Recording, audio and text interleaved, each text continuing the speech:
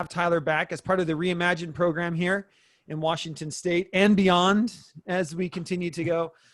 This whole week, whether you were in cohort 1, whether you were in Reimagine 1.0 or Reimagine 2.0, this week was about feedback and assessment. We know it's a critical part to the education process, and there's so many, how do we do this moving forward? And I'm so excited to have Tyler here. This is really his passion. You're going to hear it come through. And he's just got some amazing ideas. He's going to push you. And I want you to be thinking about, how do we do this differently? We have an opportunity. We have an opportunity to think differently about education. This is our time and place to take advantage of that. And that means the way we give feedback and assessment as well. It's time to bring it into the 21st century. I can't believe it's 2020. And we've got to look at doing assessment and feedback differently. So Tyler, without further ado, my friend, it's all yours. All right, well, I'll start sharing my screen so that we can see what's going on there. Jeff, it says I can't start while the other participant is sharing. Okay. It seems to think you're still sharing, but it still thinks I'm sharing. How do I end sharing?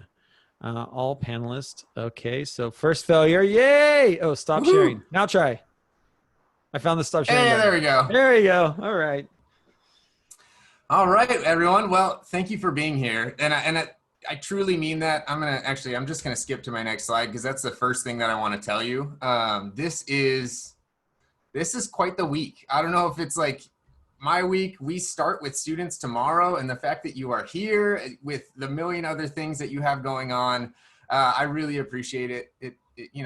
I have so much respect for all the teachers I've gotten to work with in the state of Washington and beyond. You have done incredible things for kids. And there are going to be some things that I say today that I'll push hard on some things, because I think when it comes to assessment and feedback, there are times that we do need to be pushed hard. But please don't lose this message that I am in awe of what you do every single day for students. It truly is amazing. And if you've been in my cohorts, I think most of my cohorts have seen me like tear up just talking about how amazed I am by teachers. It probably won't happen today. I'll keep my fingers crossed it doesn't happen today. But I feel like I have to start by saying thank you. You have done incredible things, and I know you've got some incredibly lucky students heading your way because they have you for a teacher. So thank you for being here. Just quickly, the title of it is Feedback That Matters. And I titled it that way because I think so often one of the hardest parts about feedback is when you spend hours and hours and hours giving feedback to students only to see the same mistakes happen again, right? To see that none of that resulted in learning. And it just ends up being frustrating. And so for me, that is really my focus when I'm talking about feedback. Does it matter, right? Does it really matter for students, and how can we do that? And so a lot of what we'll do today, we're going to take a little time to talk about some brain research and what we know about how the brain learns, because we have to match our feedback to that. So that's where we're heading today. A quick intro from me. So my name is Tyler Rablin. I am in Sunnyside, Washington. I am first and foremost a teacher. So I still have my one class period of English 9 that I get to teach. I'm so excited to meet my students this year. Although if you teach freshmen, you get this. Like, I always remember my freshmen in the spring and like what they're like then. And then every fall I have to sit there and be like, what is going on, right? Like I forget that they have a lot of growing to do at the beginning of the year. So I'm excited to get to meet them again. So that's my morning. I then spend the rest of my day as an instructional tech coach, which for me, both in that teacher role and the coach role, my goal is to open doors, right? Whatever it is, my goal is that I'm opening doors and providing opportunities for people to do incredible things. Because for me, what I found is when you tell people what to do, they'll do it. But when you open doors for people is when incredible things really happen. And so for me, that's going to be my focus today. Is I'm going to show you some doors that are open for feedback, and I'm excited to see where you go with that. Aside from that, I get the opportunity to work with Reimagine Law and Jeff and the team to do our best to support teachers however we can. And then a lot of my writing I do through Teacher Totter. If you go there, you'll see a ton on assessment. That's probably the topic I write about most. So I'm excited to get started today. And here's our goals. So I want you to kind of expect what to walk away with. So my goal is that you walk away with an understanding of how our assessment systems determine whether or not feedback matters. right? The bigger picture of how we grade students and how we talk about grading is really the hinge point as to whether or not our feedback is going to actually make a difference. I want you to walk away with an understanding of what feedback that matters is and what it isn't, right? We're going to look at some of the research behind what we know about how the brain learns, and we're going to talk about what makes feedback effective and good. And then the last piece, I want you to walk away with strategies for providing feedback that matters quickly, right? I don't want to give you these things that are going to take hours and hours for you to develop because school starts soon and we all don't have enough time in the day. So I want to give you some quick strategies that you can use with students to give them feedback that results in deep, meaningful learning. To do that, here's the structure for today. We're going to start by looking at assessment systems. Now, I'm really going to try to keep that part short because I already talked for 60 minutes about assessment and grading in general, but there are some key pieces we have to start talking about with assessment systems before we can really get to feedback. Then we're going to talk about our feedback system. And I'll go into depth about that a little bit more, but so often we think about feedback in isolated bursts, but it's only meaningful when there's a system that we use to process it all and make meaning. Then we'll dig into some research and talk about the methods, right? Now that we know the research, what are the methods we use to provide feedback? And lastly, hopefully we'll have plenty of time for Q&A at the end because I know when it comes to feedback and assessment, there's always questions, but especially when we're talking about remote learning. So before we jump into assessment, I feel like I have to prepare you. A lot of times when I talk about assessment, I get really passionate, and at some points I find myself just yelling. And I think a lot of people view me during assessment like the front of this Splash Mountain picture. So in case I got it, so that's me. And in case you need it a little close, that's how I feel about assessment. But I think a lot of times when I start talking, I'm going to back out. That's too close. When I start talking about assessment, this is how a lot of people feel. So I will try to keep it short and really just hit on two main things. And here's what here's where we're going to start. And I said it before, but your feedback is only as good as the assessment system in which it exists. Right? If we have harmful grading and assessment practices, things that don't allow students to view growth as a positive thing or see the value in the long-term learning process, then they're not going to pay attention to the feedback, because why would they? And so when we talk about our assessment systems, I really view it as there are two key components that we have to make sure exist in our assessment system. And the first one is that it has to focus on the learning, not the tasks. If your grade book is organized by tasks, when you give feedback on a task, that's all they care about. They want to know, how do I go back and do that assignment better? Right? That's the conversation we have. If our grade book emphasizes tasks, the conversation we have about feedback is on tasks. And for me, with leaving feedback, I don't care about the product of their learning. I care about their learning, right? And so I don't want to have conversations about, well, your margins were wrong, or whatever, right? Like, if that's what the feedback's about, that's not a conversation that's going to result in long-term learning. So our grading system, our assessment system, has to be focused on learning, not tasks. And I'll show you a picture of that in a second. But the second thing is that it has to celebrate growth over time. I don't just mean record it. I mean, it has to actually celebrate that growth. And by that, I mean, we're not penalizing students for what happened at the beginning. Right? If we are truly celebrating growth, then we shouldn't say, yeah, well, your first assignment averaged out to this. We should be saying you grew, and that is valuable, and that's what matters, that you learned it. So here's how I want to illustrate this. I know we're talking about big pictures, and it's helpful to see it kind of in a concrete form. We're going to have a little fun with this. So in a second, you're going to see two different examples of grade books pop up on the screen. And here's what I'll ask you to write in the chat. I just want you to notice things and think about why it matters, right? So you're gonna have two different examples of a grade book. And in the chat, I just want you to put, what do you notice? And maybe why does it matter? So here are those two. And I'm gonna open the chat so that I can actually see it for this. But I wanna give you a second to look at these two examples of grade books. And just in the chat, put, what do you notice? And why does it matter?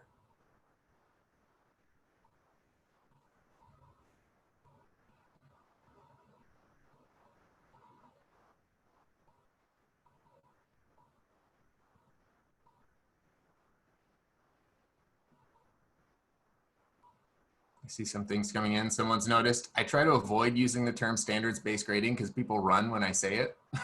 So I just say a grading that's focused on learning. And that's how I get around that. Yeah, differences between the grading scales. You've got zeros. The bottom one shows targets. I love, Amanda wrote, it shows that the kid is now getting it, right? That's my favorite thing. Whatever the grade system looks like, I love being able to sit down with the student and be like, you got it, right? Like you were struggling so much at the beginning, and then you learned and you learned and you learned and you nailed it. And that's the grade that I'm going to give you, right? Because to me, I want them to learn it. If they learned it, they get that is recorded, right? Their learning is recorded. So a couple of things, when I mentioned this idea of focusing on the learning, right? Focusing on the standard, you'll notice this one, it's organized. The primary organization of the gradebook is by the learning, right? Analyzing central ideas. As an ELA teacher, we do that all the time. And I think a lot of teachers do that all the time. But for me, that's one of the first things we hit. And so that's the important part.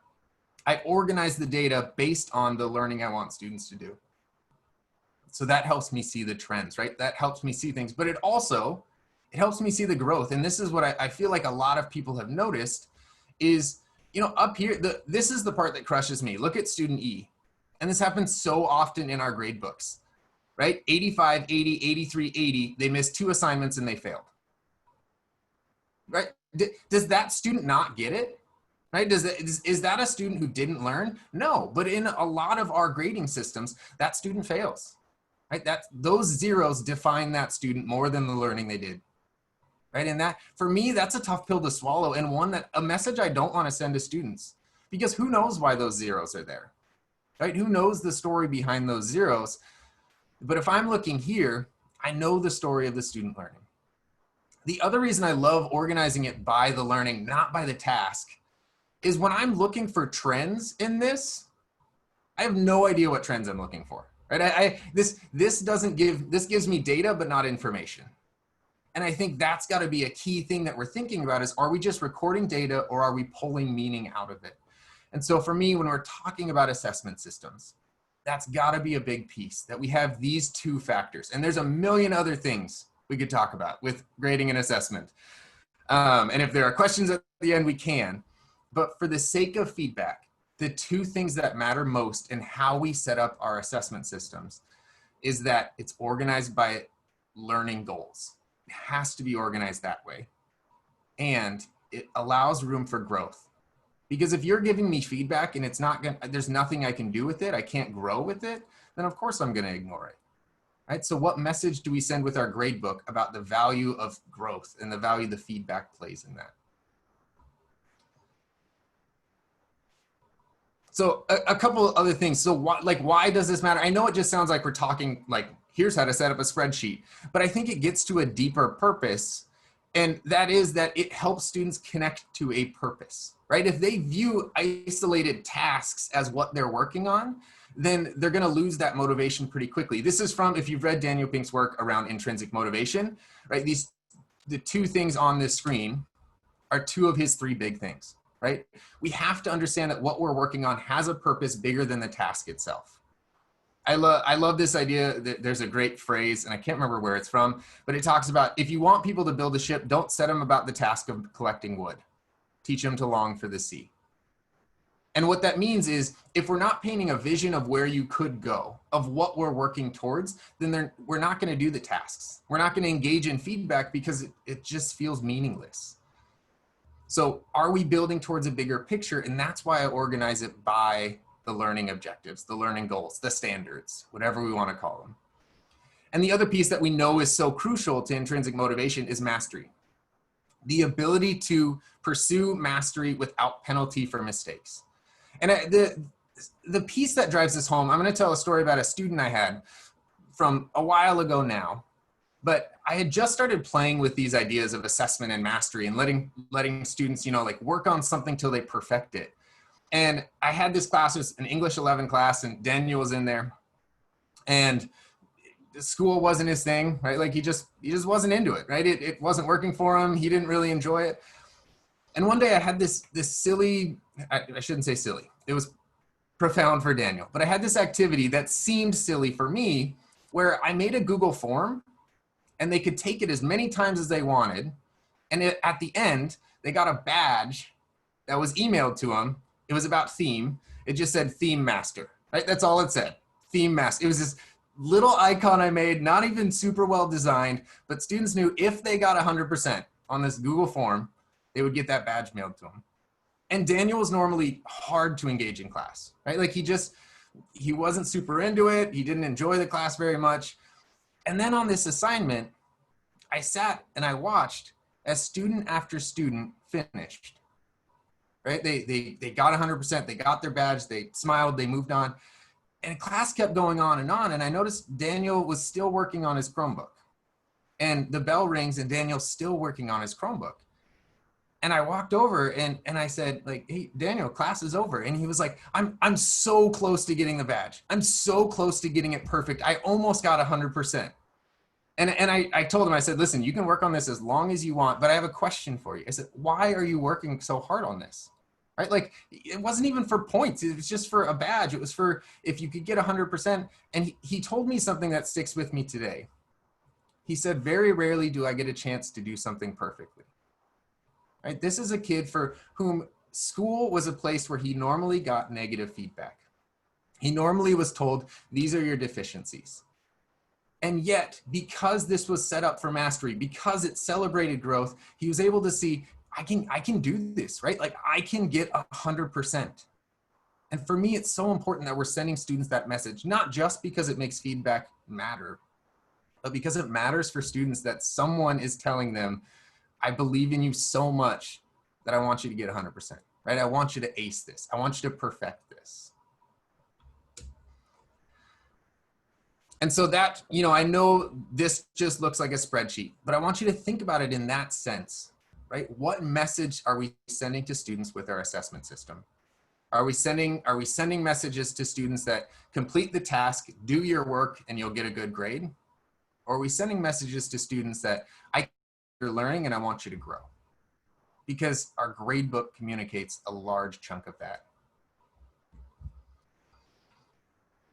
So, okay, my goal was to stay under 15 minutes talking about assessment, which I was really worried I was just gonna keep going, but I hope those two things really stick with you, right? That idea that is our assessment system organized by the learning, right? Is it emphasizing the learning over the tasks?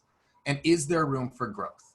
Are we really celebrating growth in how we are grading and assessing students? And if we can do that, those two things I have found make feedback so much more meaningful. So we talked about your assessment system. And this is the part that once we have our assessment system, too often we forget to think about the fact that we also need a feedback system. And by that, I mean, which some of you might be looking like this, like I've never heard of a feedback system. I hadn't either for a while. But what I mean by that is, how do students organize their feedback to make meaning out of it? Think about how much feedback we give to students, and it comes from all over, and it's on isolated assignments, and it's really hard for students to be able to process that much information and result in learning, right? It's just these isolated shotgun blasts of feedback, and what do we do with it? And so the question is, how do we help students take all of this feedback and make meaning out of it, to look for trends and patterns so that they can actually celebrate that growth? And I'm going to give you just the most basic examples I can think of. This is one of the learning portfolios I used with my students. They would get this assigned to them at the beginning of the term, and every time they got an assignment with feedback, they would record their assignment and they would record the feedback and analyze it to figure out what they learned, right? It can be as simple as that, but now think about, instead of isolated assignments, students are able, in this column, they're able to see the feedback they got over time. And one of my favorite, I love doing this with students, because what inevitably happens is, and I'm going to show you a different one that's going to highlight this a little bit more. So here's another example. Here's the one I want to talk about. There's two columns, right? There's glows and grows. For me, I use that. The glows are like, what are you doing well? Grows are where are the areas we need to keep growing, right? Where are the areas we're learning? And my favorite thing with this one is, so often the stuff students record in grows down here, right? Like their first few assignments, you'll see it slowly start moving over to the glows, the things that they get to celebrate. And if we didn't have a system where they could organize that learning, that celebration would be lost, right? They would forget to see all of the different feedback they got and the ways that they took that feedback and turned it into learning. So these are kind of, if I were to say like level one, right? Like this is kind of the level one, just generic, record your feedback, make meaning of it. The one that I use with my students now is something like this. So with this, they summarize their feedback based on the learning they're doing. So if target one is I can support a claim with evidence and analysis, anytime they get feedback that connects to this, right? Anytime they get feedback that connects to this target, they start organizing it by patterns, right? They're evaluating their feedback and then deciding which target it fits into so that they're being super specific about how they are processing the information they get, right? And this ends up, it's a simple routine. It's something that students know every time you get feedback, you go to this document and record it. And in a little bit, we're gonna talk about the brain science behind why this matters so much in terms of encoding information into long-term memory. But really the idea is, are students recording it so that they can see it all in one space? So as you're planning, right, as you're thinking about this year and how you're gonna set something up, ask yourself this question: what is my system that I can use to help students find meaning in the feedback I give them? How am I having them record their feedback all together so that they can process it, find trends, evaluate it, and really turn it into learning?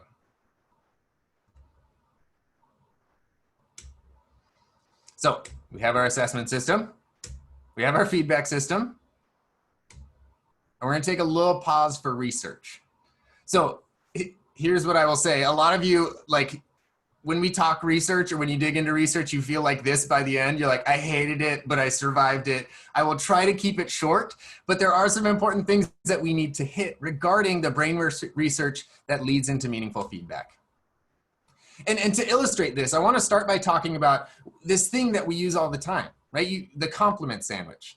This idea that you do a positive, you do some criticism, and then you do a positive, right? Like that's how we're taught to leave feedback. Except when you look at the research, it's a little bit concerning. It builds negative associations with praise because students start to think, as soon as I hear praise, something bad is coming after.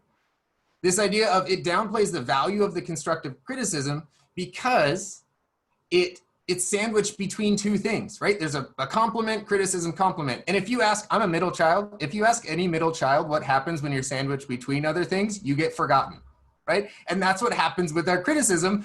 Kids hear like compliment, Charlie Brown teacher, compliment. That's it, right? And so that constructive criticism, that is the piece that's gonna result in the learning, is lost. And this is the one that hurts me the most when I think about what happens when we give compliment sandwiches, is it can erode trust because of the inauthenticity that's associated with it.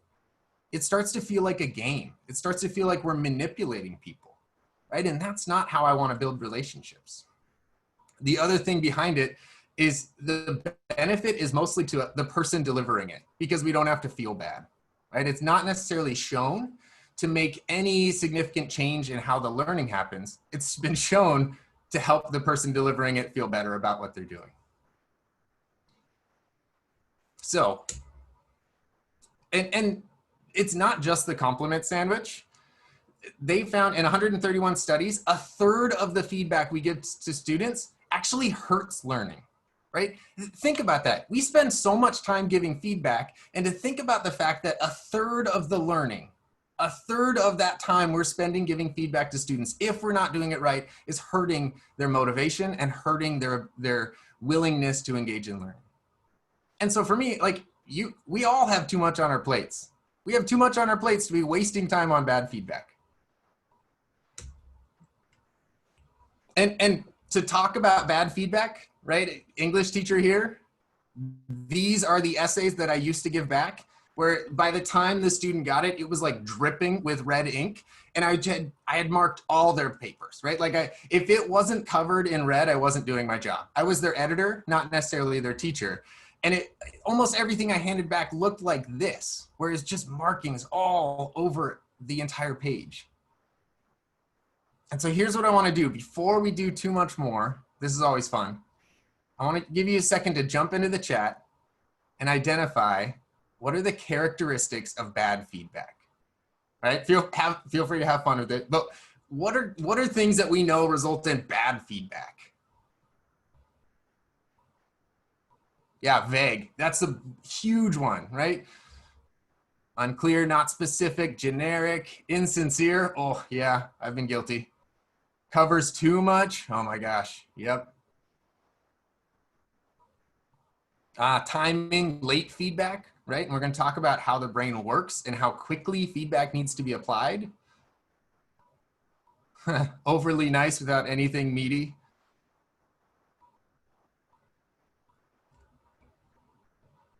I'm loving seeing some of these come in. Overly mean without reason. Yep, definitely. And I think, you know, if you're like me and you've got a giant stack of papers at some point, I have to take a break and step away, because by like hour 3 of leaving feedback, I start to get to the what was it, unnecessarily mean. So I got to take a break and step away sometimes. Good. So here's the part that's interesting is a lot of times we know what bad feedback looks like. But the part that's weird to me, and this is from a study, it'll be linked at the end. There's a study that looked at the mismatches between feedback practices and what we know, right? We know that selective marking is preferred, but we mark all of them, right? We know that a lot of times we say, here's the error, but we know that it's probably better to let students find the error, right? We know that the error codes, I still remember as a middle school boy, getting a comment on my essay that said F-R-A-G, frag. And as a middle school boy, the only thing I thought about for the rest of that was a grenade. That's all I care. I thought it was a grenade. I didn't know how that was a part of my paper, but I didn't know it was a fragment. Right? And I'm not going to go through all these, but we know what bad feedback looks like. But so often we continue to do it because, and this is the piece that I've had to grapple with, it's what we know, right? It's what we're comfortable with. It's how we grew up getting feedback. And for a lot of us who go into education, not everyone, school worked well for us, right? We did fine in school, so why would we change it? But I think we always have to continue to question and look at the research. And that's what's really prompted me to do a lot of questioning about my feedback. So let's just really quickly talk about what meaningful feedback isn't. And I saw a lot of these come in. This might rub people the wrong way. It's not a letter grade, right? And if I won't go into it now, but the feedback or the research behind letter grades is horrifying. It demotivates students. It actually hinders learning, right? It's not great for kids. So if the only feedback we're giving students is a letter grade, it's not working.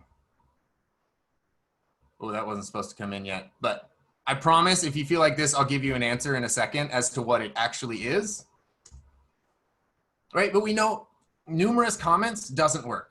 The bleeding red paper doesn't work. If it decreases motivation to learn, it's not working. And I saw this come up probably most often. If it's unclear, it's not working. And if it's too late, it's not working. Right, and so some of you are probably feeling a little bit overwhelmed and you're just asking, like, all you've told me is what not to do.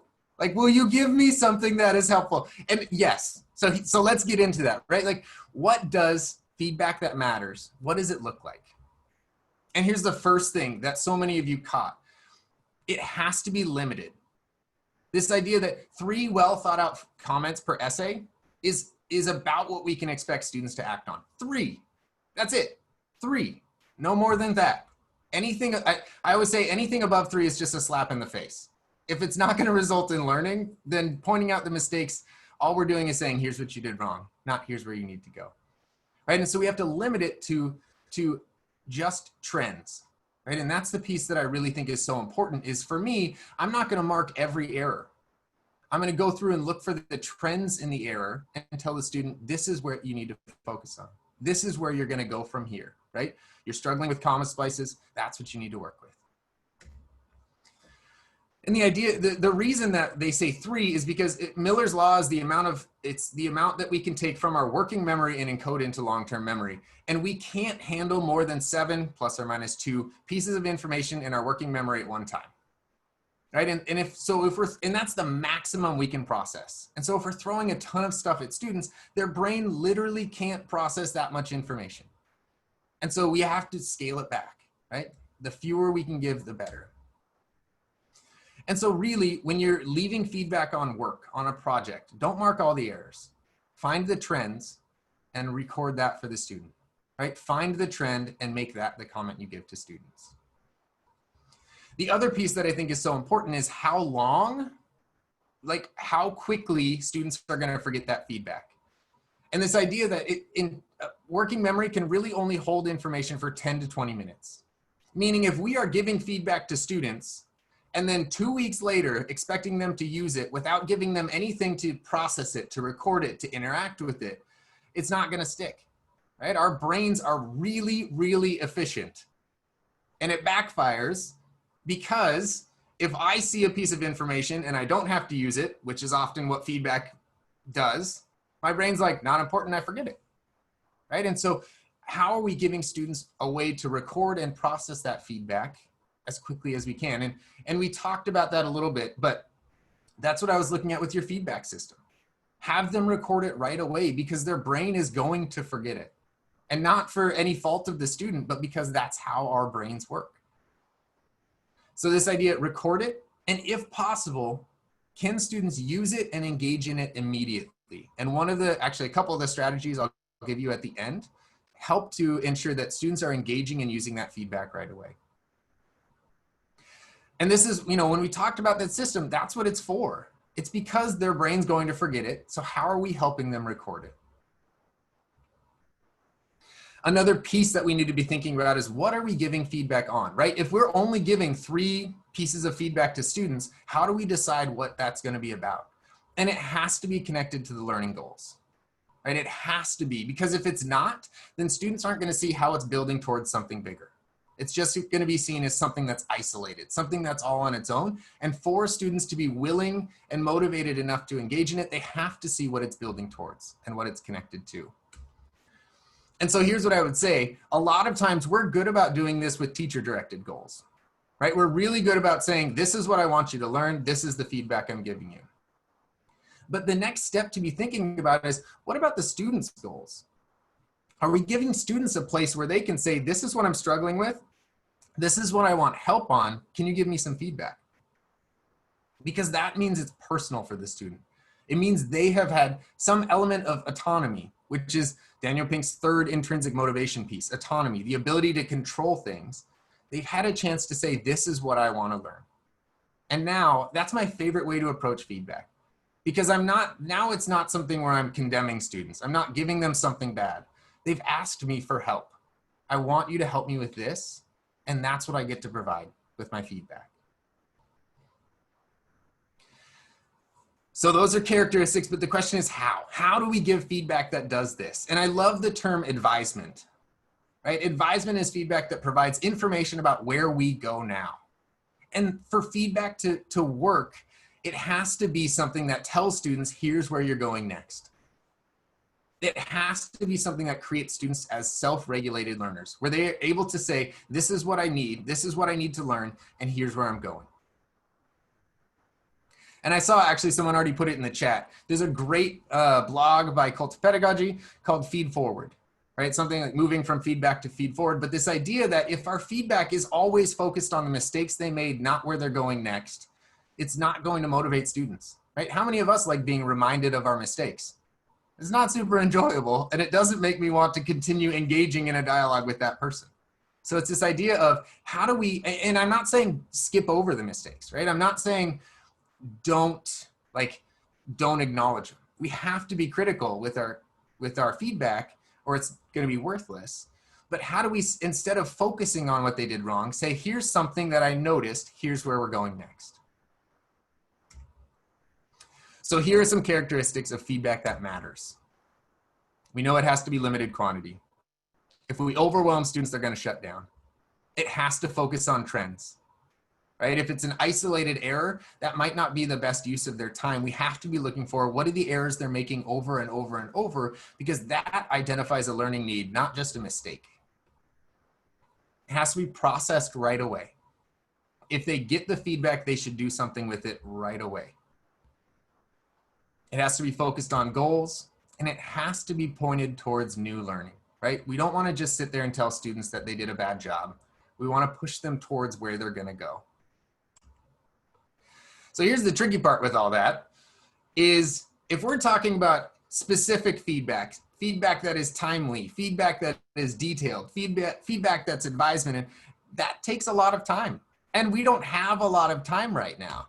And so for me, the reason I started rethinking how I gave feedback is because I didn't like how this was working out. I was spending a lot of time and there was very little value. And at the end of the day, I was just tired with no results. And so I decided, you know, maybe my first step is I can't minimize the time yet, but how do I increase the value? And that was great, except the problem was I still ended up here. I was just a little bit happier about it. So my goal, and I'm going to give you a few strategies that hopefully will do this, is that I can drop the amount of time you spend providing feedback while still increasing the value. If I can do that, that's how I'll know that I'm successful here, right? If you can walk away and know this isn't going to overwhelm me and it's going to increase the value of the feedback, awesome. So here are a few strategies that I want to show you. And I'm going to cross my fingers that my internet can be fast enough. This will work. But the first way that I'm going to talk about giving feedback is through video. And part of it is because, when we're working remotely, we're not face-to-face with students. My goal is I want students to be seeing and hearing me as much as I can. I want to be building that connection, that face-to-face time, because written comments just don't always get the relationship piece that I love getting and sitting down and having those conferences with students. And so in a second, I'll show you how I do this with video, but notice some of the things that I'm saying in here and how this process works. So I'm going to play this really quick. It's probably not going to work on the first click because that's just how it goes. Oh my gosh, it worked. Nope, didn't work. I lied. There we go. Tired of leaving comments that feel like they don't make a difference? Check this out. Using a text expander, I'm using aText here, I can build out full comments and then insert them using just an abbreviation. So here's what that looks like. I have a student who makes an error. I start to leave a comment, typing in my code. When I hit S, the entire comment pops up. I save it. Now that student has a full explanation, links to more information, links to additional videos, another video, and even some follow-up practice to help make sure that my feedback made a difference. So that's just with any text expander. This one was aText, but any will do, and definitely saves me time and makes my commenting more effective. So that wasn't the video feedback video. When I clicked, it moved to the next one. So I guess we'll talk about this one first. So a text expander, and I learned about this from my friends who work in software development. Text expanders are not new, but it's this idea that if you're typing something over and over and over, you can save a shortcut for it, right? And for me, the first reason I loved it is how many times do we give the same feedback to students over and over and over, right? And if we don't have something like this, we're typing that every time. And every time we're typing, that's more time and more time and more time. And so the first reason I love it is it saves me time, right? It saves me time. The other reason that I really like it, and you can kind of see it over here, is I can put links in there, right? We talked about how important it is that feedback is specific. I can not only type a full description, but I can also add links to say, hey, here's where you need to go, right? Here is a resource to engage in the learning that you need to do. The other thing I can do with it is so often one of the things that gets lost with feedback is it's one directional, right? The teacher sends feedback to the student and we hope the next time they do the assignment, they pay attention to it. But what I like about this is I can actually embed some sort of formative assessment, some sort of formative check so that they have the feedback. They go look at the resource and then they follow up by telling me whether or not they got it. And so I'm gonna actually, I didn't have it open because I wasn't planning on showing this, but because I saw a couple people that are like, oh my gosh, this is too much right now. If you use Google Classroom, you already have this. So hold on, let me get to Classroom and show you what I mean. Helps that I've gone here so many times it's saved. So this is an assignment that a student maybe has submitted. Over here, where you see the grading tab normally, down below, you have a comment bank. This comment bank, I can create any comment I want. And notice, now this is, I don't know why this is the example I use. Oops, this should not be the example I use because it's a terrible example of feedback. When I start leaving a comment, if I type one of the keywords in my comment bank, unfortunately terrible is the key word, it pops it up and I just hit comment. Right, so this is something that I know like 80% of the state uses Google Classroom. If you're using Google Classroom, this is there for you. So that's one way if you want to try to save time and use pre-made comments to add description, right? We know vague comments don't work, but this idea that if we can add a full description of the error or the full description of the explanation and point them towards future learning, right? That, to me, if feedback does that, gives a detailed description of what's going on and points them towards future learning all in the same time, awesome. Okay, so that's one strategy, right? Using a text expander for that. The other one that I meant to show you first is leaving video feedback. Now, I mentioned the goal was to increase the value without increasing the amount of time. And the first time someone talked to me about video feedback, I was super skeptical about how quickly you could do it. But for me, it takes me the same amount of time as opening a student's document and reading it. And so I want to show you what that looks like. Let's leave some feedback on this essay.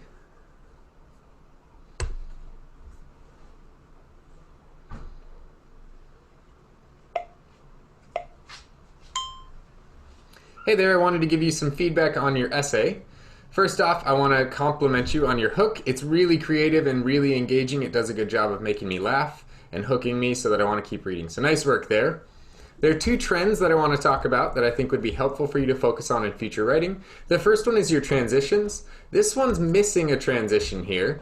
Now it might work, but it also could be helpful to think a little bit more about some standard transitions that could fit here.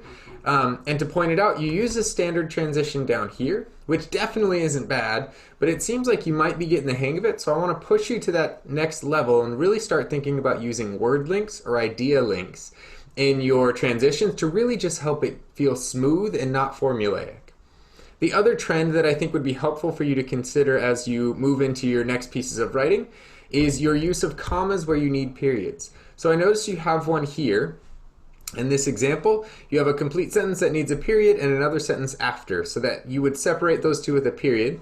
And the reason I'm pointing it out is because you do it again a little bit later. This one's a little bit tricky because you use that, which is actually your subject here, and that's probably why you used a comma as opposed to a period. So I would just change that. Let's put a period in there and we'll capitalize that. We'll do the same thing up here. Now I lost it, there it is. Let's change this to a period and capitalize that. I do want to also compliment you on your conclusion down here. I think your last few sentences really do a good job of driving home your point exactly. So nice work on that. Hopefully those trends that I talked about are something that you can work on in your future writing, but please don't forget to celebrate your successes. Watch how I get the link here. This is with Screencastify. Stop that recording. It's going to go ahead and give me a link. I just take that link right there, head on over here, and add a comment for them.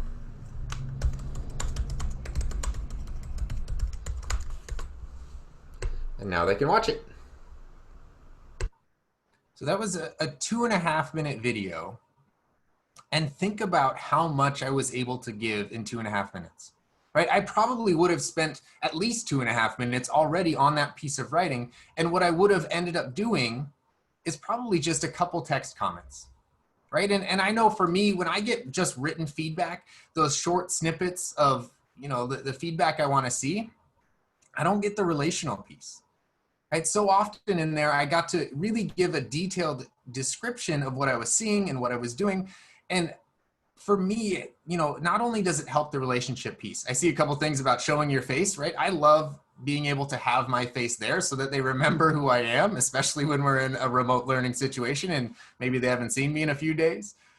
But the big piece for me is that when I can talk through their writing with them, when I can give them this full description, I can really give a more holistic picture of what's going on in their writing, right? I can talk them through how they might change it, what they have next. And all it takes is a screen recorder, which if you have your Core 4 identified and you have an asynchronous video tool, you can do this, right? That's all it takes, is being able to start a screen recording, add the link, put it in there. I had to pause and laugh because someone noticed that my feedback was a compliment sandwich. I was really hoping no one was going to notice this because this video is from about 3 years ago. Nice catch on that one.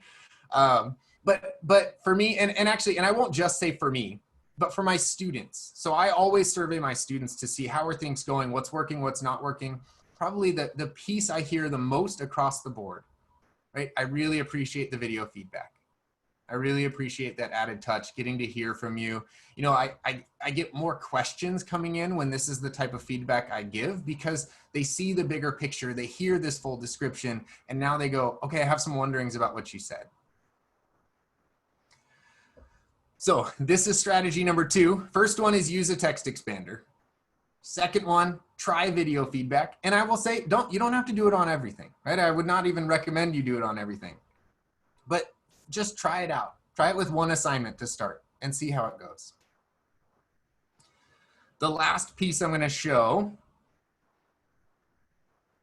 not that one because we already watched that one, is, I know those 2 examples were very like text dependent resources, but I want to show you a way that I use Google Forms, and it doesn't have to be Google Forms. But the key with this is that as students are checking their understanding, the instant they get something wrong, they get new learning. The instant I notice something that they need to learn, they get it right away. So I'm going to show this video here. Today I'm going to show you how to use Google Forms' Go to Section feature to create differentiated instruction in your classroom. The end result is an assessment where students will answer questions, and if they answer incorrectly, it will take them to review materials and follow-up assessment, and if they answer correctly, it will allow them to skip ahead to the next question.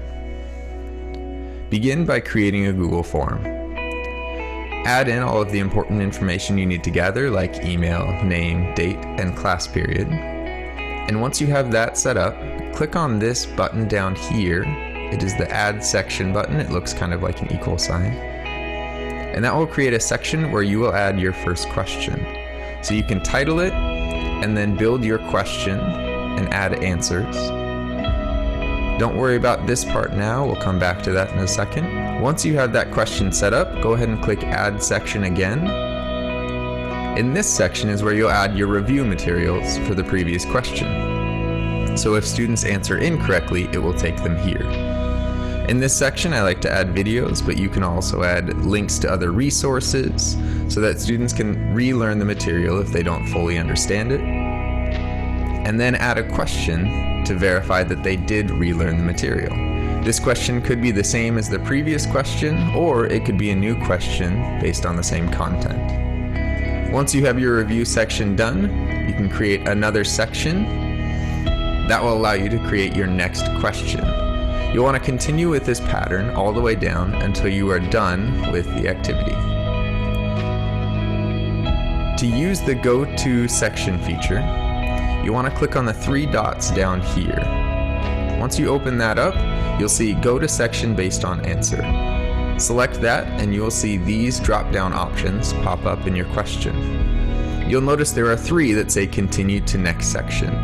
Those 3 are the incorrect answers, and if they select those, it will take them to the review section. The correct answer says Go to Section 4, which will allow them to skip ahead past the review to the next question. Here's what it looks like on the student end. So when I'm here after I put in my information on my first question, if I get it correct,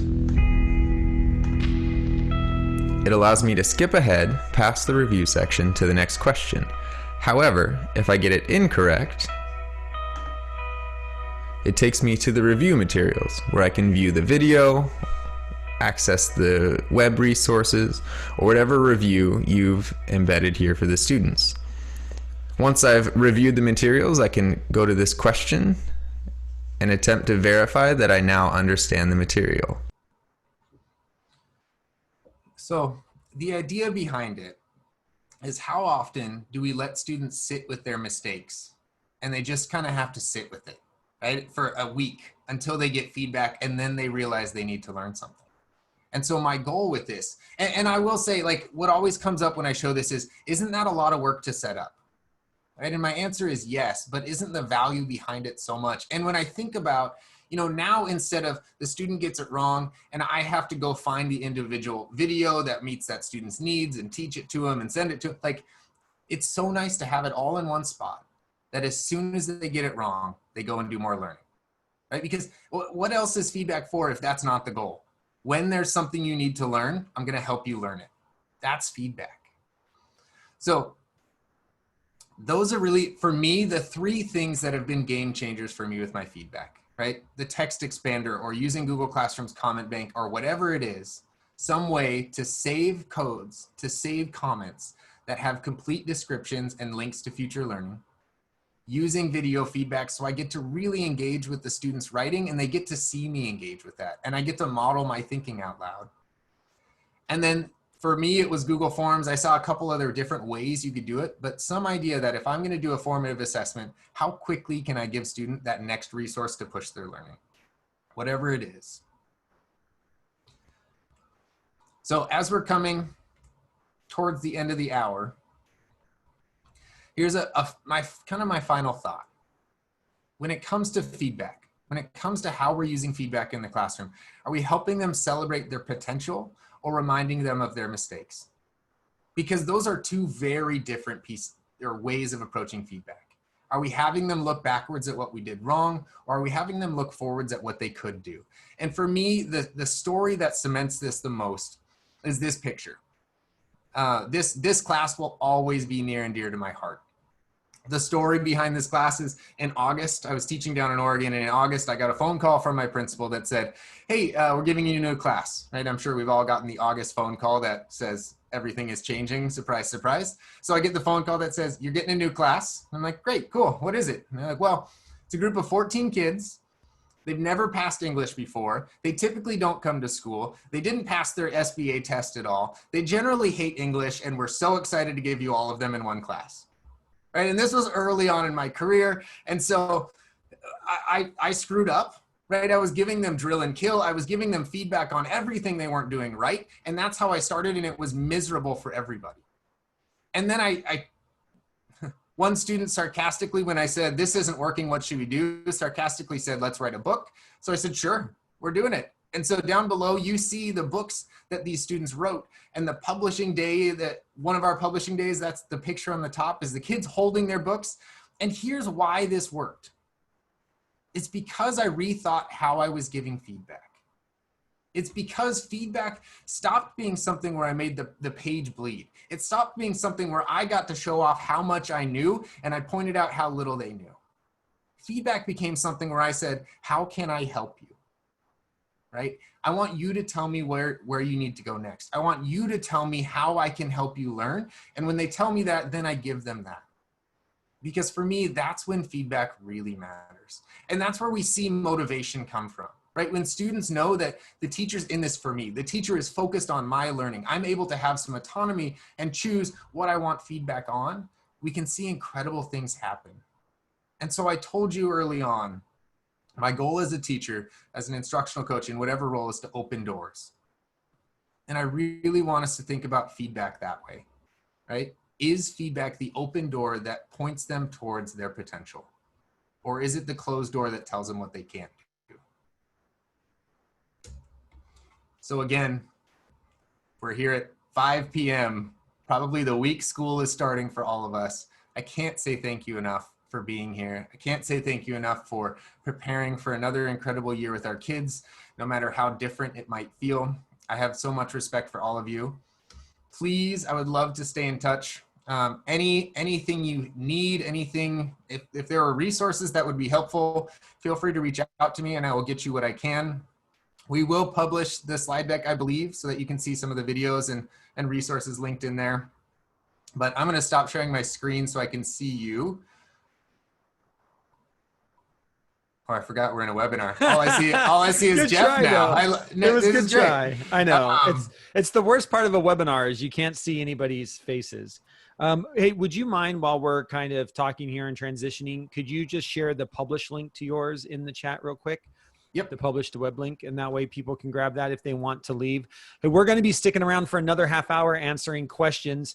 And if you're like me, it's never enough time with Tyler Rablin talking about assessment. I feel like I want to go. I don't even have students, and I want to go make your grade book. Like, I want to go and just like make a grade book right now. It's so good. I could listen to you forever, my friend. So inspiring, and just really makes us stop and think about how we're doing this. As Tyler is dropping that link, there it is. Thank you, Tyler. There's the published slide deck. You'll find the videos and everything else in there. Everything will be posted. This is being recorded. It'll be posted on our website, shiftingschools.com, and Reimagine WAED. You'll go there. You can find it underneath the webinar section. And we also turn this into a podcast. So if you're a podcast listener, you can subscribe to Shifting Our Schools and get all of our webinars in a podcast, so you can listen in your car, replay this. Somebody said they wanted their whole ELA department to listen to this. So, you can just slip them the podcast link. They have no idea it's coming. So thank you, Tyler, for taking time. We're probably going to need to go back into your slide decks. We got a lot of questions, especially about your grade book. And so I think that's where we're going to start with some of our questions. One of the questions that kept coming up, and it came up a couple times in the chat as well.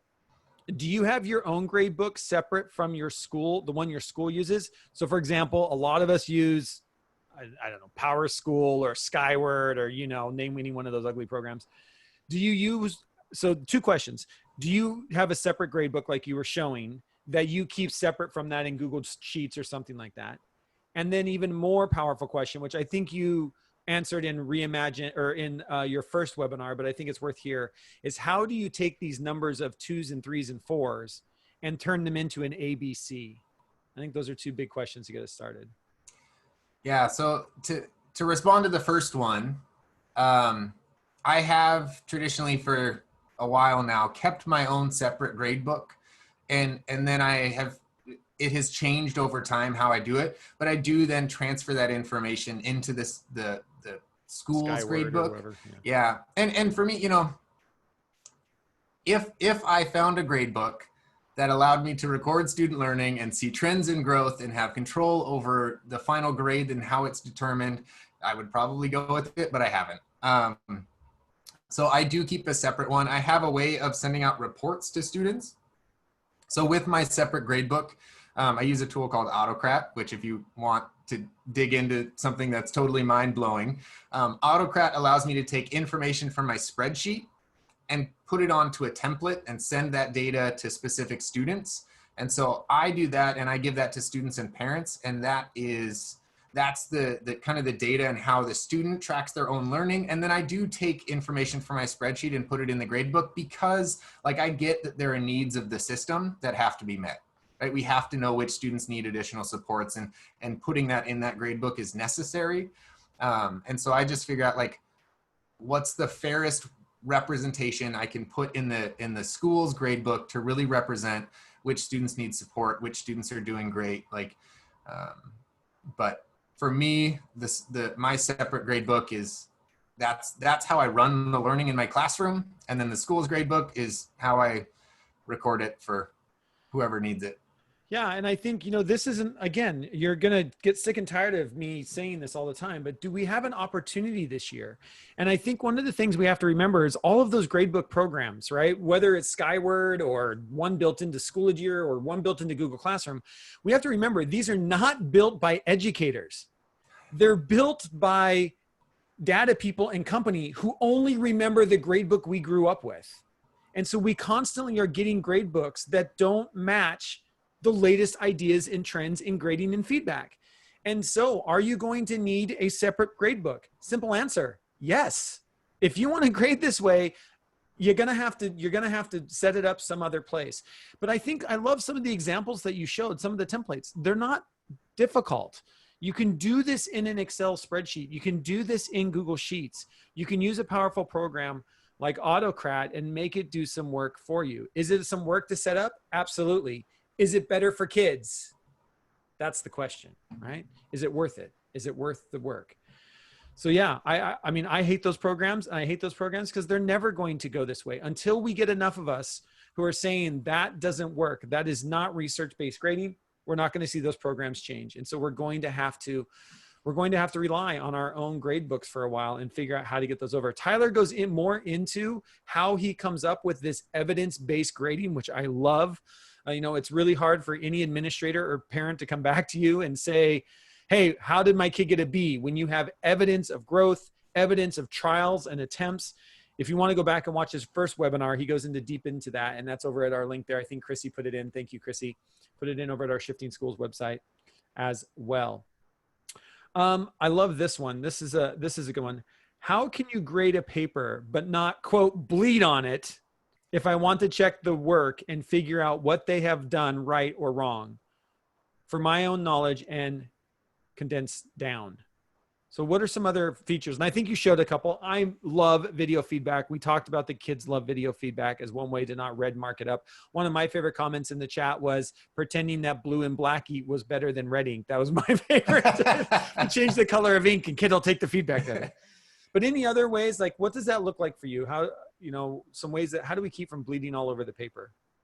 So I think for me, part of the reason that I would record all the mistakes on the paper was actually for my own mental tracking, right? It's really hard to see trends if you don't have some way of seeing, like if I'm not marking every time there's a fragment or a comma splice or, you know, whatever, it's hard to figure out that trend. So what I actually started doing is typically when I sit down with, you know, a stack of student work, I identify a few of the things I'm going to look for, and I have a separate, I've just realized I put my hand down here and you can't see it. I have a separate table that sits next to me, like a piece of paper. And as I'm reading the student work the first time, every time I'm seeing a mistake, I track it, right? So I'm still marking it and recording it for myself. It's not necessarily on the paper. And then after I've read it, I leave a lot of times I'll leave a comment on the bottom or somewhere where I say, hey, as I was reading, here's the trend I'm noticing, or I noticed. So find, if you are used to marking all the mistakes on the paper, a good place to start is how can you still keep track of that without necessarily telling the student, here's all the mistakes that I caught in your paper, because that's just totally demoralizing when you're learning to write and someone's like, wrong, wrong, wrong, wrong, wrong. So where can we mark those mistakes without necessarily impacting student motivation? I love that. I love that. Another question, and this just came up in the chat and I thought it was a good one. We talk a lot about assessing the process, not the product. What are some ways that you have, some strategies you have for assessing the process and not the product of learning? So probably one of my favorite ways to do it. So we talked about video feedback, especially if you're using a tool like Screencastify and students have the ability to record a screencast.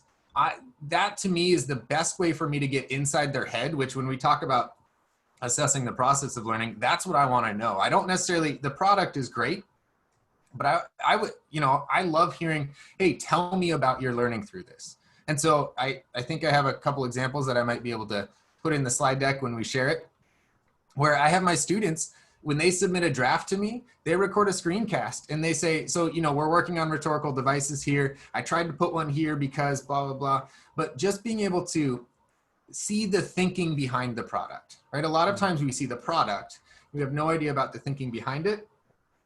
So how do we open up something where they can say, this is why I did it. This is how I did it. This is what I was thinking. I love that. I love that.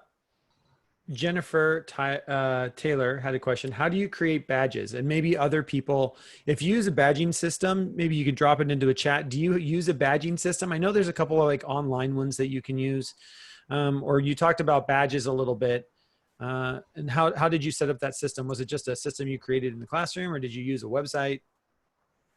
Yeah, so when I started using badges, I didn't know any websites existed. So like I set it up through a bunch of like Google Scripts and Google add-ons that if they got 100% on the form, it would just send it to their email. So that's one way that I did it.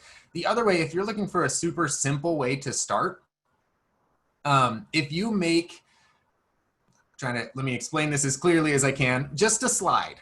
So just think like one slide with a chart on it, and you assign it to students so they all have their own copy, and then you can create your own little badge or find a badge or whatever, and whatever badge it is, when a student earns it, copy and paste and put it just right in their slide so that they have, it's almost like scouts, like they've got their badges listed out on something.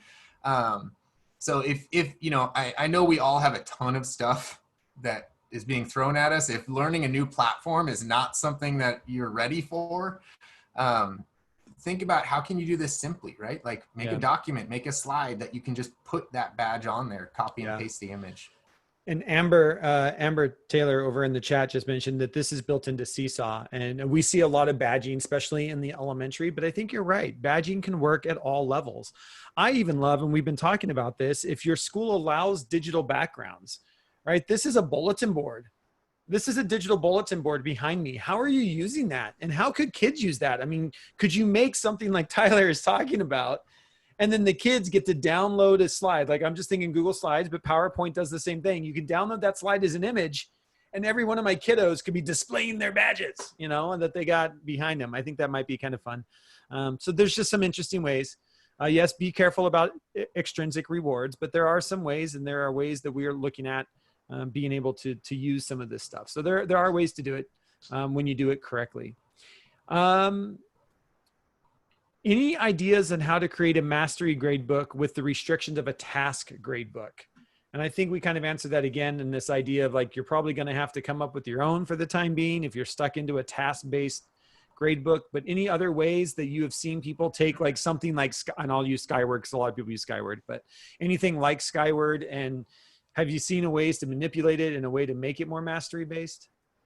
Yeah, so what I actually have done for a while is I have a category just called standards, and then the assignment, the task, the way that I put it in there is whatever the standard is, that's one task. And if it's a rubric out of 5 points or out of 4 points, it's an assignment out of 4 points. And at the end of the term, I approach it as just an assignment where I can say, I'm looking at the data, and I do want to get back to, someone asked how I calculate the final grade. I do want to get back to that because I know that's a tricky one. But yeah, so at the end of the term, if a student has a proficient, a 3 out of 4, I have an assignment that's out of 4, and they have a 3 out of 4 in there. And, play with it. I don't know all your weighting and how your school approaches proficiency and what % that means, but that's the way that I've kind of gotten around it. Just make an assignment that's for the standard, and whatever their learning is, record that score for the assignment. I love that. The question about how I calculate it, and this will make people a little uncomfortable, but so typically I use the mode as my my starting place. So I'm looking for what's the most common score, but then, and I think this is a term we have to get comfortable with, I use my professional judgment, right? If a student had 3 2s at the beginning of the term, and then they got, like by the end, they had 2 5s or 2 4s, whatever your scale is, it's going to say they got a 2. But for me, I'm looking at it. I know the story of that student's learning, and I can look and say which one accurately represents, and this goes into the first webinar, but if the point of a grade is a current representation of their learning, you have to constantly ask what score accurately represents their current level of understanding. So, and the way that I think about it is, can I defend, right? Can I defend the score the student got? And for me, when I'm looking at it, if they had 3 2s and then they've got higher scores later, I can clearly say they grew, they learned. Like, this is an accurate representation of what they know now. And I love that. And I think in the first webinar, you even talk about like, no matter what grade we assign kids, we're still using professional judgment. Let's just call it what it is, right? But I love your idea. I love just the way that you phrase that. And I'm not going to say it right now, but what is the grade that best shows the learning of the student? Or you said something like that.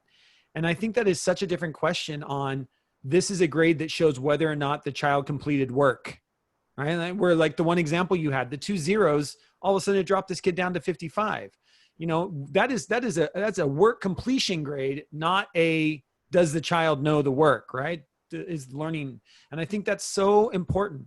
And if you can defend it, I love that, right? Can I defend the grade by a growth and learning? And when you have evidence, again, I know I'm going to beat a dead horse here, but you got video evidence of this kid learning, of this kid growing. You've got evidence of you giving feedback. That is evidence that I don't think any parent or administrator can come back to you on and say, how did this kid get a B? And you can say, well, here's the evidence, right? It's evidence-based grading. It's so powerful when we actually do it right. I love it. Thank you. Again, you are going to want to go back and watch the first webinar if you missed it. You're probably going to watch this one 3 times anyways, because my head hurts every time that I'm sitting here with him. It's just incredible. What does the teacher's response page look like on your Google form? Can we see which students were directed to review questions? And then another question was, when you're creating that Google form, is there a feedback loop for every question? So when you create a section, that is, you get the answer wrong, you're going to go to this, right? You get the answer wrong, you go to this section where there's instant feedback and a way for you to watch a video or extra practice. Do you make one of those for every question? Or does it depend on the type of questions? Or if I'm doing something like this, normally I do it's a really short formative check, right? Yeah. And the limitation of it, the reason that it's a part of my assessment toolkit is because it relies on multiple choice questions, right? So you know that's not going to get the most valid response, or you know, it's not, someone might guess and still, you know, move on. But so I'll do like only 4 or 5 questions. And I do create that loop for each one. On my side, I do get to see, so when you open, if you use Google Forms or really anywhere, any form there's going to be a spreadsheet and there's a column for each question. And so if the first column, everybody's answering that question, so there will be something there. If the second column has something in it, that tells me the student had to go do that review section and answer that question. So I am able to see which students needed the review, which ones didn't, which, you know, when we talk about building small groups or, you know, providing intervention, that's one way that I'm able to see this student struggled, I need to check in with them, or this group might need me to check in with them. And I think the other thing that's really important is when you're building a form like that, you don't need 30 questions. You only need 3 or 4. Right? We can give quicker feedback if it's smaller and tight and we're focused on one standard, one type of learning. I don't need 30 different questions. This idea that you had to do every odd question in the book, right? We have to be thinking differently about how we're taking advantage of some of this stuff. So I love that. Yeah. You know, and you're right. So you got to you're going to create a section, but you're only creating 3. We're not creating 30, you know, keep them short, keep them tight. I love that. Ooh, great question. If we want to explore assessment or feedback further, what do you recommend? I know. Where would you start? If I were to give you one book, and I know a book is a big place to start, but Grading Smarter, Not Harder by Myron Dweck is the book that really helped me cement meaningful feedback and assessment in my practice. I'd read a ton of books that were like the top 10,000 foot level, right? Where it's just so theoretical, so big picture that it's hard to figure out how to do it in your classroom. I believe he's a middle school science teacher, or he was when he wrote it. And so everything he does is, here's how I did it. Like, here's the idea, here's how I did it in my classroom. For me, if you could read, and it's not a long book, it's not a hard read, like he's a great writer. If you can read one book about assessment, read that one. It's phenomenal. And we've had a couple of people ask, you know, this is all great, Tyler, but how do I do this when I have 120 kids or 150 kids? You know, I'm thinking middle school, high school teachers who, you know, have 4, 5, 6 class periods of 30 kids apiece. What's your recommendation for that?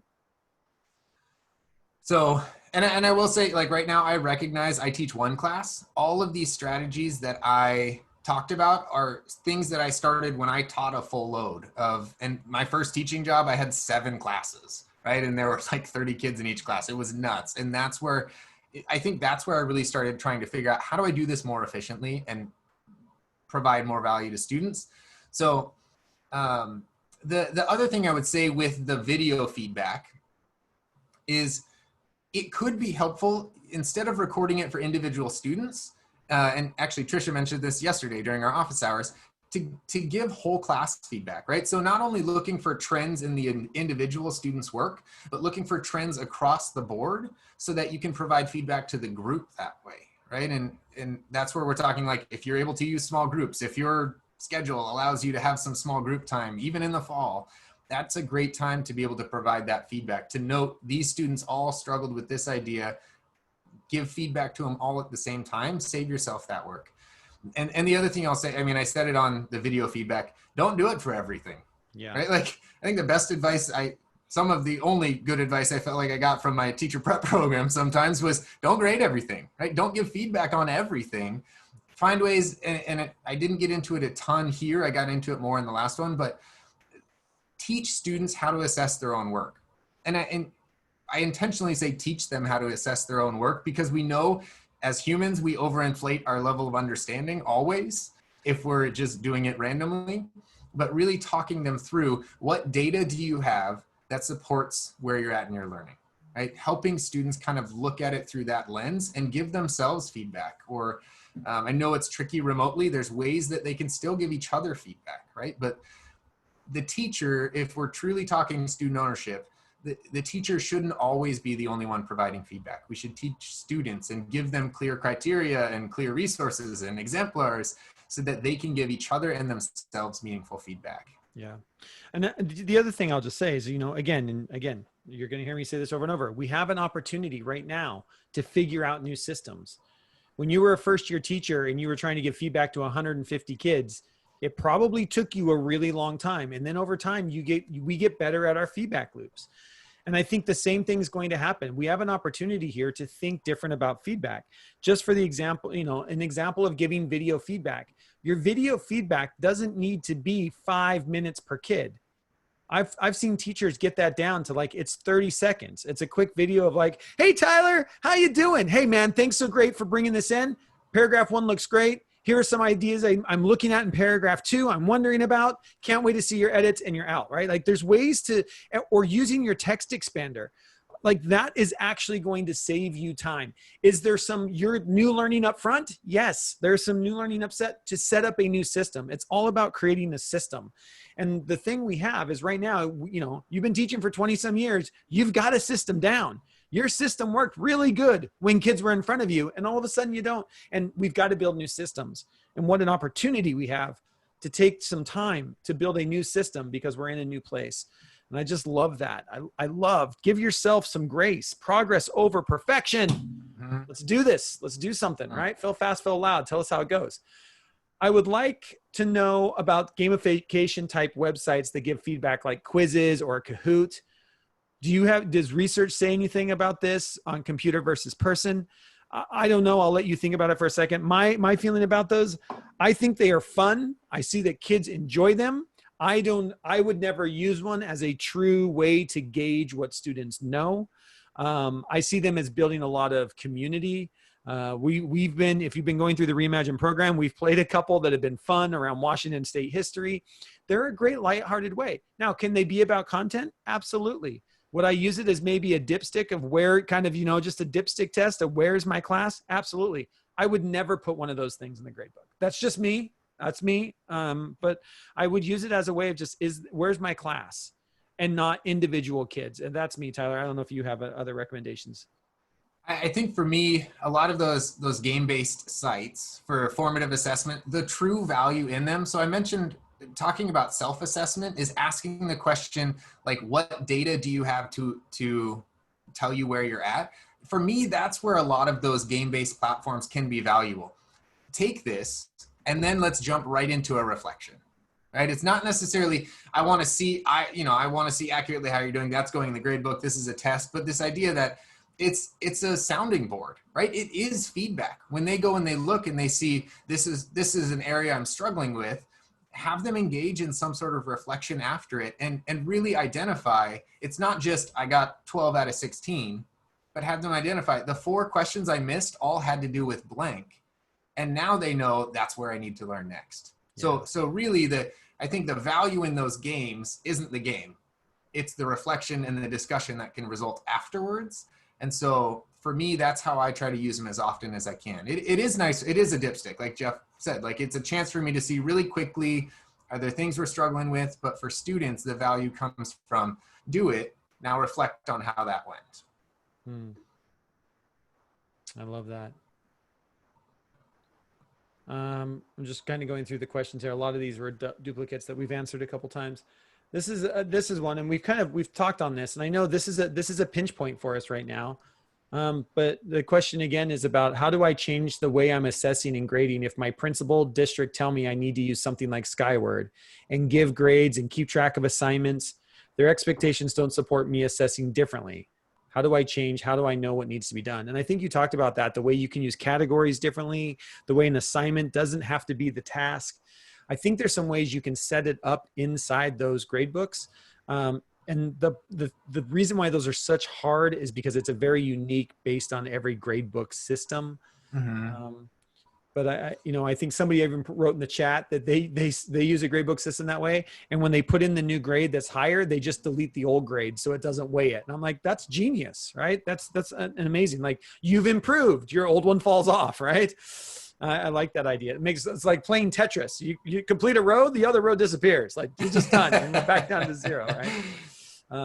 Yeah. I think the something that's been helpful for me, and I feel pretty fortunate for the most part in my career. I've had really supportive administrators. But what's been really helpful for me is when I'm wanting to change something around assessment or around grading, is coming in with a really strong vision of what a grade means to you, right? Start there. And so for me, when I say a grade is an accurate representation of a student's current levels of learning, right? Like, that is my definition of why I grade students. And then you can go in and you can say, you can ask questions, right? If you're supposed to do something that goes against that purpose of a grade, ask questions.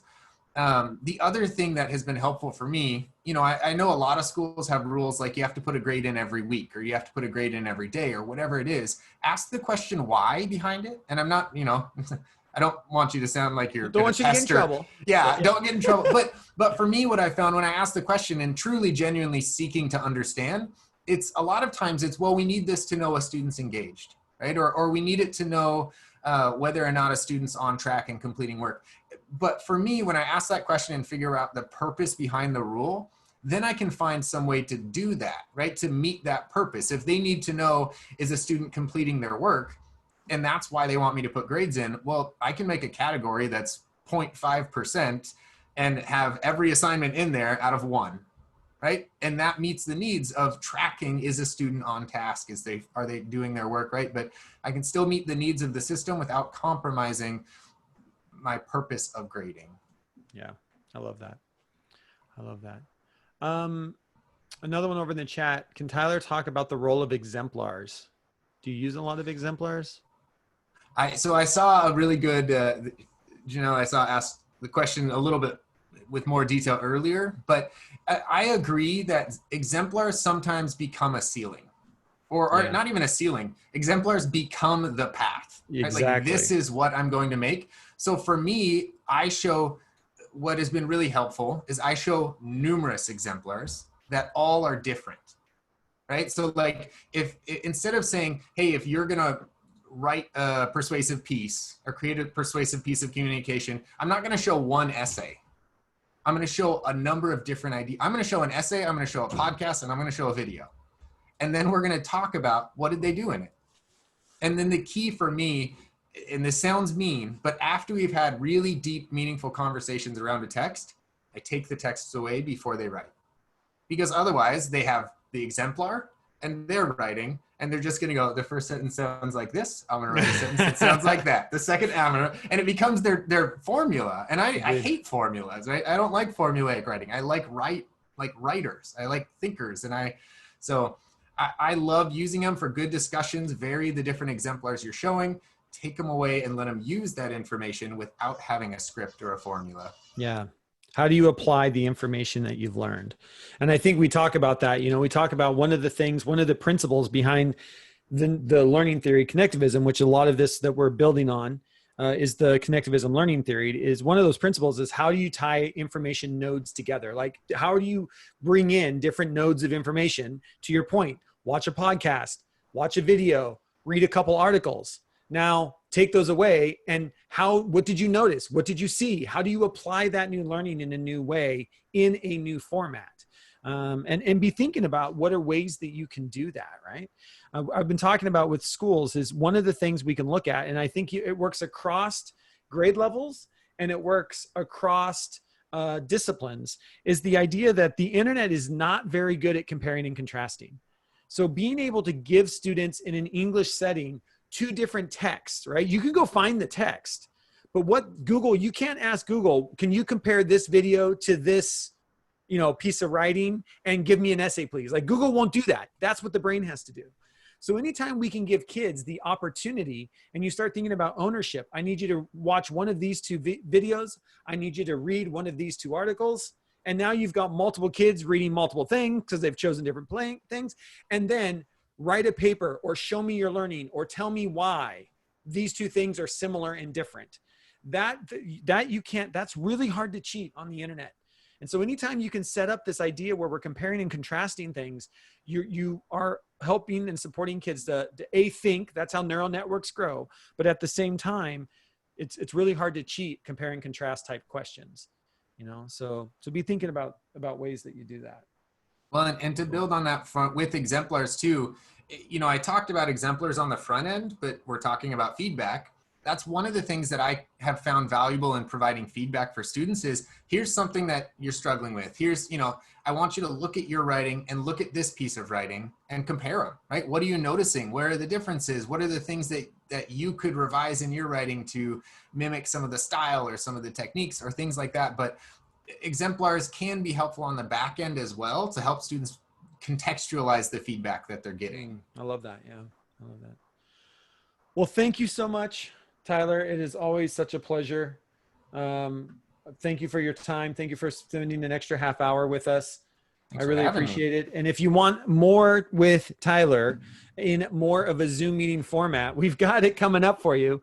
Thursday at 5 o'clock, if you are part of the Reimagine cohorts now in August, or any Reimagine cohort, if you're part of any of the Reimagine stuff, Thursday at 5 o'clock, we have feedback and assessment with Tyler and Steve and myself. For a half hour, we're going to be talking more about this. It's a drop-in. There's not a presentation. You're going to come in with your questions that we didn't get answered tonight. If you can do that, we are there for you. We are here to support you any way we can.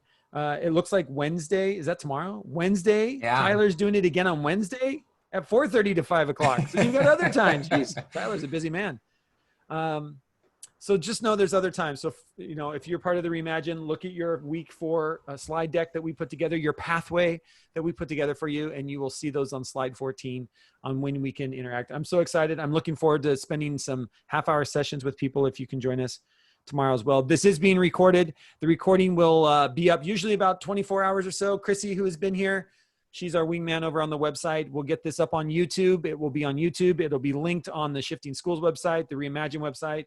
And in 2 weeks' time, it'll be out on the Shifting Our Schools podcast. So many different ways that you can go back, share this with your colleagues.